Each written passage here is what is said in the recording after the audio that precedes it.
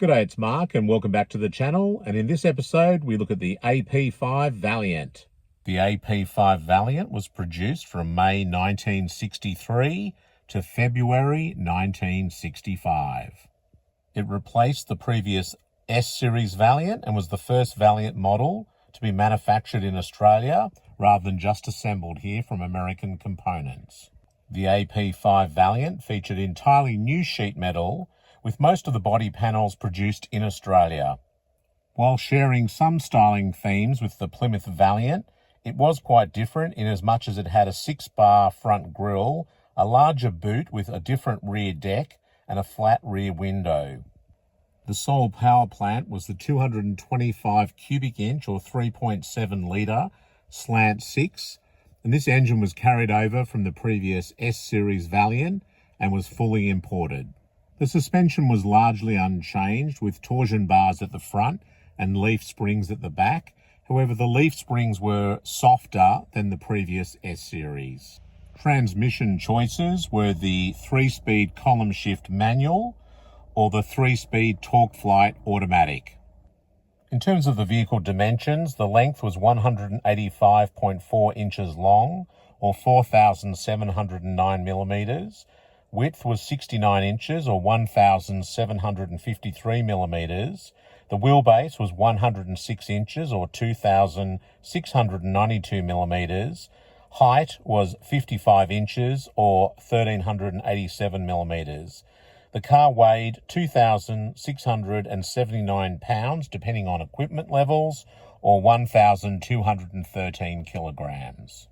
The range consisted of the Valiant manual sedan, the AP5-2, the Valiant automatic sedan, the AP5-4, the Valiant Regal sedan, which was a new model, which was AP5-4H for high series, the Valiant Safari manual station wagon, AP5-2W, the Valiant Safari automatic wagon, AP5-4W, and the Valiant Regal Safari wagon, AP5-4WH.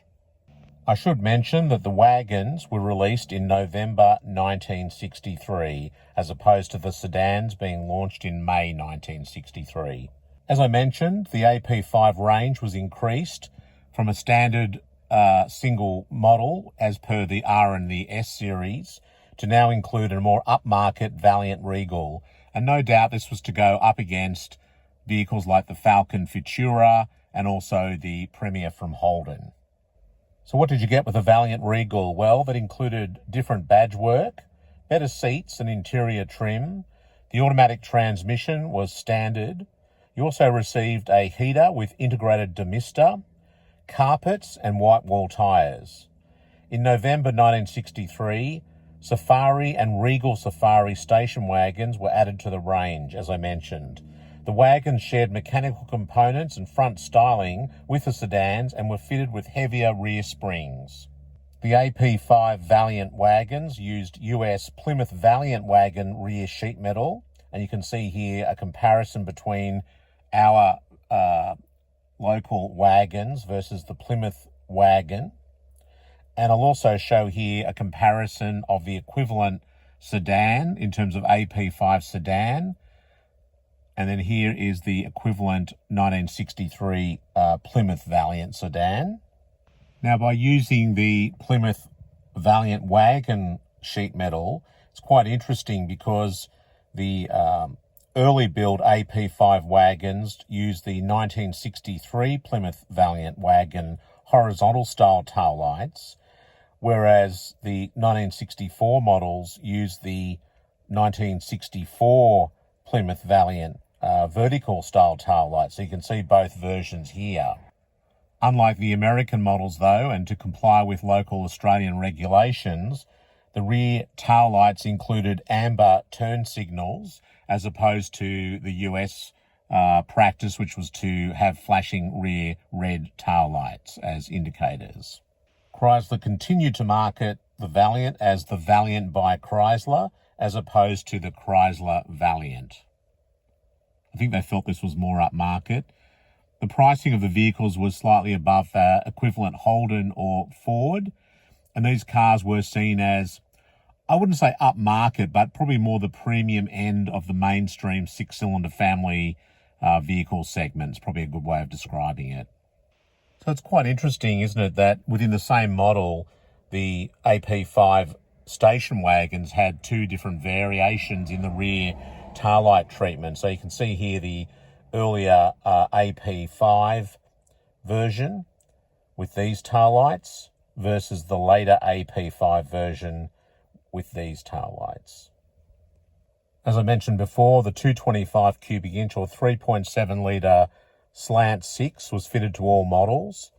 The 3-speed was a manual on the column, and the Torque Flight automatic was a push-button transmission, which was in keeping with what had been offered by the earlier R and S series Valiants. My recollections of the AP5 Valiant are pretty good. A mate of mine at school, Stuart Howlett, his mother had one, was their sort of second car, typical sort of wife or mother's car, an older sort of second-hand car. Dad probably had the company car and drove that to work, and then the mother ended up with the second-hand car, and she had a blue AP5 Valiant. I think it was an automatic, from my recollection, pretty sure it was. And I remember I was about 18, she let me drive the car with a couple of mates of mine. I had Stuart in the car and mate Jared, and we were driving along not too far from their house, and I was coming down a hill in a left-hander, not going that fast, probably around 40 miles an hour, just local streets, and the front cross-ply tyre blew, and being pretty green at that stage in terms of my driving career, I put my foot on the brake, and the car immediately sort of went out of control. I remembered my driver's license handbook to say, don't put your foot on the brake when you have a blowout. So I took my foot off the brake immediately, and I was doing, correcting the steering, and brought the car to a safe stop on the side of the road. My mates thought, oh, that was good driving. I don't know if it was good luck or good driving. Remember getting out of the car and just seeing the marks on the road, the rubber tyre marks on the road where the rim had been pushing down on the rubber, and you could see where the blowout happened. The lines literally sort of travelled along and then sort of dramatically went sort of sideways by about 2 inches, where the car had sort of come out of control, and then I regained control of the car. But my recollection of that vehicle was really smooth, really good power, and a nice, pleasant car to drive. I really did enjoy driving it. I also thought the station wagons were a really good-looking car. I really liked that body design, that US body design. Thought that looked terrific. And look, I think the Holden wagons of the time and also the Falcon wagons also looked really good.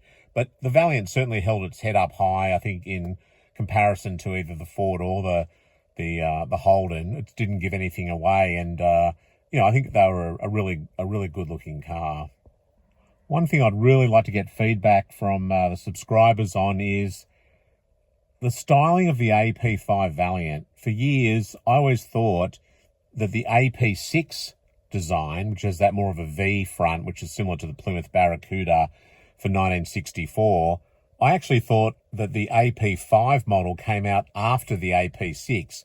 Not that I was aware of AP5 or AP6, but just from a styling point of view, to my eye, the AP5 front end looks a lot cleaner and a lot more modern than the AP6. Don't get me wrong, I really like the AP6. I think it looks terrific. As I said, it reminds me of a 64 Plymouth Barracuda. It looks really, really good. But from a modernity point of view, the styling of the AP6, to me, looks older than the AP5. The AP5 has a cleaner looking front grille design. So I'd like to know, what do you think? Not whether you prefer the 5 or the 6, because I probably do prefer the AP6 overall in terms of styling, but do you think the AP5 actually looks more modern than the AP6? I'd love to know what you think. From a motorsport point of view, an AP5 Valiant driven by Tony Reynolds and Tony Allen, the two Tonys, won Class D in the 1963 Armstrong 500 endurance race at Mount Panorama Bathurst. So good effort. And these cars had a lot of torque, and they were very durable, very robust, and really well made. So, yeah, I think they're a terrific car. And if you, as terms of a classic, I was going to say a modern classic, but in terms of a classic to own these days, you could do a lot worse than buying an AP5 Valiant. Total production of the AP5 Valiant was 49,440, and that was built prior to its replacement by the AP6 Valiant in February 1965. And of that 49,440, 37,292 were sedans and 12,148 were wagons. And that's a pretty good number, nearly 50,000 Valiants sold in that model. And I think it reflected the fact that, Chrysler was able to generate some pretty decent market share. Of course, being outsold comfortably by the likes of Holden, but it still was able to, generate some good sales. And if you think about it, between the big three, they were really starting to carve up the market and take the market away from what had been quite strong British car sales in previous years, prior to the big three really starting, I guess, a serious marketing push in the early 1960s, which I think grew stronger as time went on. Well, I hope you enjoyed that episode on the Chrysler Valiant AP5. If you haven't already, check out the Chrysler playlist for the Valiants. You can watch the R series, the S, and now this current episode as well. Plus, if you like Holden Commodores, check that playlist out. Ford Falcon, Ford Fairlane, and a lot more. And if you really like Mopars, make sure you check out the road trip series, the American road trip series, where I see Herb McCandless, and also check out a few Mopar collections in the US. So thanks again for watching. Please give the episode a thumbs up, hit that subscribe button, and we'll see you next time. Thanks for watching. Bye.